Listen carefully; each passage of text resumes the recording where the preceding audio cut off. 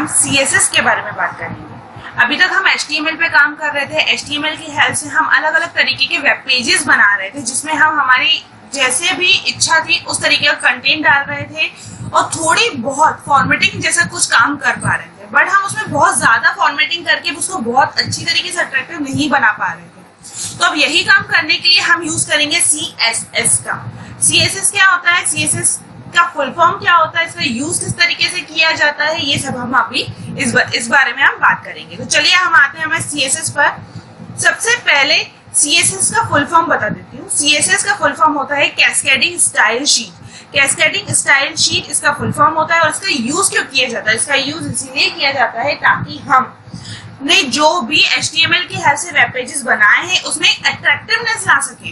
क्योंकि आपने देखा होगा अभी सिर्फ हमारे पास कंटेंट हुआ करता था, व्हाइट कलर का बैकग्राउंड हुआ करता था, ज्यादा से ज्यादा हम कलर बैकग्राउंड को चेंज कर पा रहे थे, तो बहुत माइनर तौर पर हम फॉर्मेटिंग कर पा रहे थे, हम इतने हैवी उसमें फॉर्मेटिंग नहीं कर पा रहे थे। तो यही काम करने के लिए हम CSS का यूज करते हैं। CSS एक तरीके की लैंग्वेज की तरह ही होती है जैसे कि HTML है। इसका यूज सिर्फ और सिर्फ HTML की द्वारा बनाए गए वेब पेज को एक अट्रैक्टिव लुक प्रोवाइड करने के लिए किया जाता है। इसके लिए भी हमें आप चाहें तो कोई भी एडिटर यूज कर सकते हैं, नोटपैड या नोटपैड प्लस जैसा आप चाहें, जो एडिटर आप चाहें आप वो यूज कर सकते हैं। तो अगर सिंपल से लैंग्वेज में बोले तो CSS क्या करता है, ये काम करता है, हमने जो HTML की हेल्प से वेब पेजेस बनाए हैं उसमें स्टाइल डालने का काम कौन करता है, CSS करता है। तो चलिए इसके बारे में देखते हैं।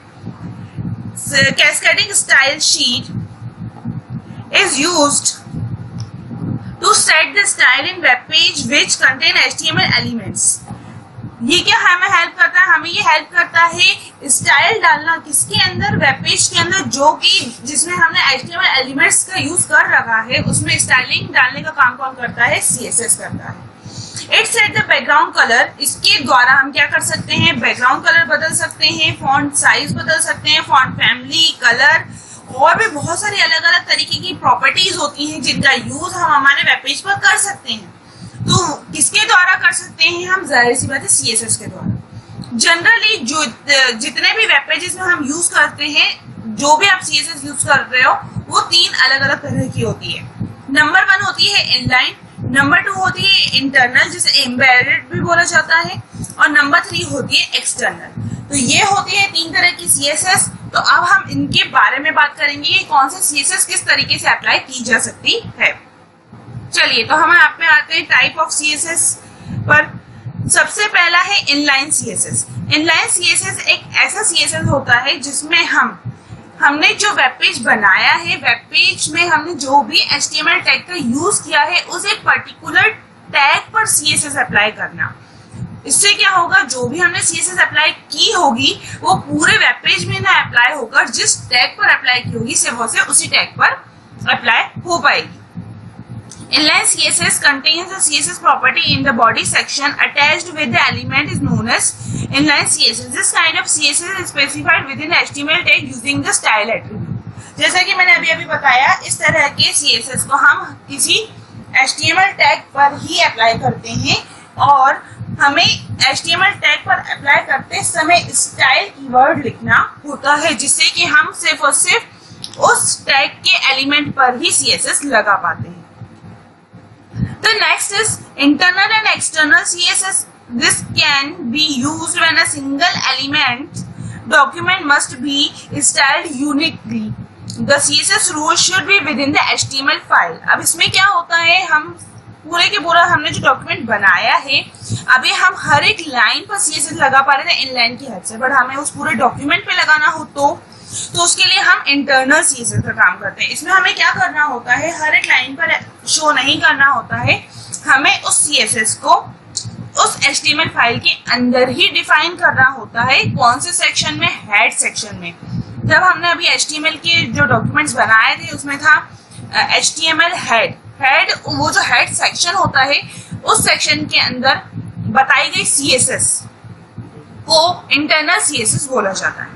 नेक्स्ट आता है external CSS contain separate CSS file which contain only style property with the help of tag attribute CSS property written in the separate file which file with .css extension and should be linked to HTML document using link tag. अब external CSS क्या होती है? External CSS वो CSS होती है जिसमें हम हमारी HTML फाइल में CSS किसी भी तरह की कोई भी CSS नहीं लिखते हैं। हम क्या करते हैं, CSS अप्लाई करने के लिए उसकी एक अलग फाइल बनाते हैं और उस फाइल को आप जो भी नाम देंगे, वो नाम देने के बाद आपको उस फाइल को .css एक्सटेंशन के साथ सेव करना होता है तब, और उस वो जो आपने फाइल बनाई है जिसे आपने .css एक्सटेंशन के साथ सेव किया है, उस फाइल को हमने लिंक करना रहता है किससे? हमारी HTML फाइल से।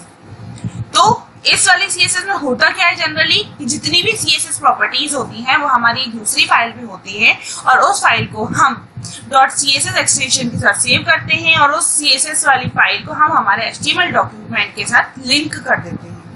तो ये हो गया किसके बारे में डिस्क्रिप्शन, टाइप्स ऑफ CSS। तो चलिए अब हम इसका एक एग्जाम्पल देख लेते हैं। एग्जाम्पल देखने के लिए हम आते हैं सबलाइन पर मैंने यहाँ पर एक नई फाइल ले लेती हूँ, न्यू फाइल, और इस फाइल को मैं अब जाके पहले सेव कर देती हूँ। सेव करते हैं हम, सेव करते टाइम हमें ये इसकी लोकेशन देख लेते हैं हम कहाँ कर रहे हैं। हम डेस्कटॉप पर CSS नाम का एक फोल्डर है, इसके कर देते हैं सेव। स्टाइलिंग के नाम से, यहाँ पे कुछ और नाम दे दीजिए, न्यू फाइल .html के नाम से मैंने इसका नाम दे दिया और करते हैं सेव। सेव करने के बाद नॉर्मल HTML जैसे खुलता है सब कुछ वैसा का वैसे ही रहेगा, कुछ भी चेंजेस इसमें नहीं होने हैं। हमें क्या करना है, हमें सिर्फ और सिर्फ अभी हम सबसे पहले इनलाइन का देख रहे हैं, तो इनलाइन में हमें p टैग हमने ओपन करा और p टैग के बाद मैंने लिखा I am working with inline CSS, p close. Save करते हैं, Ctrl+S अगेन हमें प्रेस करना होगा, यहाँ पे फाइल में जाके सेव बटन पे क्लिक करना होगा तो जिससे सेव हो जाएगी। और इसके बाद मैं कर देती हूँ इसे मिनिमाइज और CSS फोल्डर के अंदर जाकर इस फाइल को रन करती हूँ। ये रही हमारी न्यू फाइल, डबल क्लिक करके हमने इसे ओपन कर लिया है। यहाँ पे आपको टेक्स्ट दिख रहा है जो कि मैंने लिखा है I am working with inline CSS। अब मैं चाहती हूँ उसका कलर क्या हो जाए, रेड हो जाए। तो कलर रेड डालने के लिए मुझे यहाँ पर CSS अप्लाई करना होगा। तो आते हैं हम हमारे कोड पर, p style is equals to double inverted comma, फिर आ जाएगा यहाँ पे कलर कॉलन रेड, ये डाल दिया मैंने और इसको करते हैं अब सेव। Ctrl+S प्रेस करना पड़ेगा सेव करने के लिए। यहाँ पे कॉलन, यहाँ पे फाइल में गए, यहाँ पे करा सेव और फिर आते हैं यहाँ पर हमारे ब्राउज़र पर और इसे करते हैं रिफ्रेश। देखिए हो गया। अब मैं चाहती हूँ कि बैकग्राउंड भी आ जाए, तो बैकग्राउंड लिखा पिंक। सेव करने के लिए फाइल में जाके सेव और यहाँ पर आके करते हैं रिफ्रेश।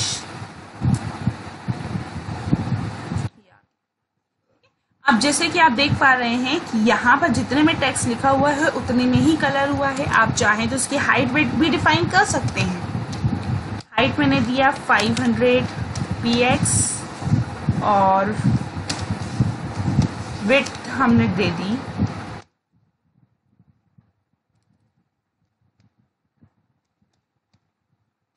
500 px।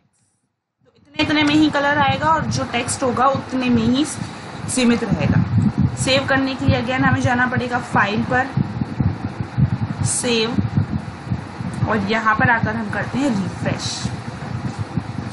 देखिए आ गया। तो ये क्या हुआ, सिर्फ और सिर्फ 500 के मार्जिन में ही रहा। आप देख पा रहे हैं पूरा वेब पेज कलर्ड नहीं है, सिर्फ 500 पिक्सल उसकी हाइट है और 500 पिक्सल ही उसकी विड्थ है, एक स्क्वायर की तरह से आ रहा है। तो ये होती है इनलाइन CSS जिसमें हम हमारे HTML कि किसी भी टैग में ही CSS डिफाइन करते हैं, जिसके लिए हम स्टाइल, उस टैग के आगे हम स्टाइल कीवर्ड का यूज़ करते हैं। तो चलिए अब मैं इसको हटा देती हूँ, जो भी यहाँ पे मैंने स्टाइलिंग अप्लाई करी थी ये हमने हटा दी है। अगेन फाइल में जाके सेव करते हैं और यहाँ पर आके कर देते हैं रिफ्रेश। चली गई सारी स्टाइलिंग। अब इसके बाद अगेन हम आते हैं यहाँ पे I am working with inline की जगह कर देती हूँ मैं इंटरनल CSS। अब मुझे क्या अप्लाई करनी है, CSS इंटरनल CSS की तरीके से अप्लाई करनी है। तो जिसके लिए मुझे क्या करना होगा, ऑफकोर्स हेड टैग में डिफाइन करना होगा। तो यहाँ पे मैंने लिखा स्टाइल, टाइप टैग/CSS स्टाइल क्लोज, इस तरीके से। अब P पर मुझे अप्लाई करना है, ये जो मैंने P टैग बनाया है ये वाला, इस P टैग पे मुझे अप्लाई करनी है सारी की सारी स्टाइलिंग। तो सारी की सारी स्टाइलिंग P टैग पे अप्लाई करने के लिए मुझे क्या लिखना होगा, ऑफकोर्स P, ये कुछ इस तरीके से। अब इसके बाद क्या करना है, हमें वो जो भी हमें स्टाइल अप्लाई करनी है वो हम अप्लाई करेंगे। कलर मैंने कहा ब्लू,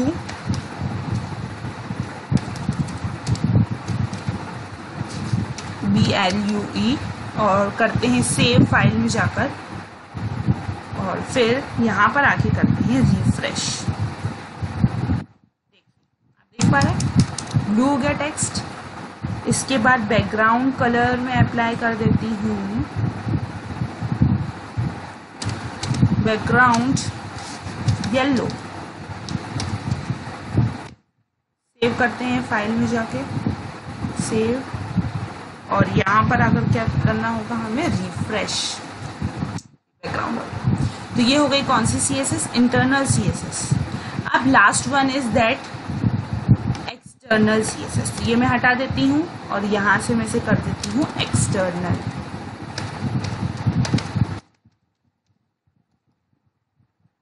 करती हूँ अगेन सेव, फाइल में जाकर सेव, और यहाँ पर आके रिफ्रेश, तो नॉर्मल हो जाएगा जैसे भी था।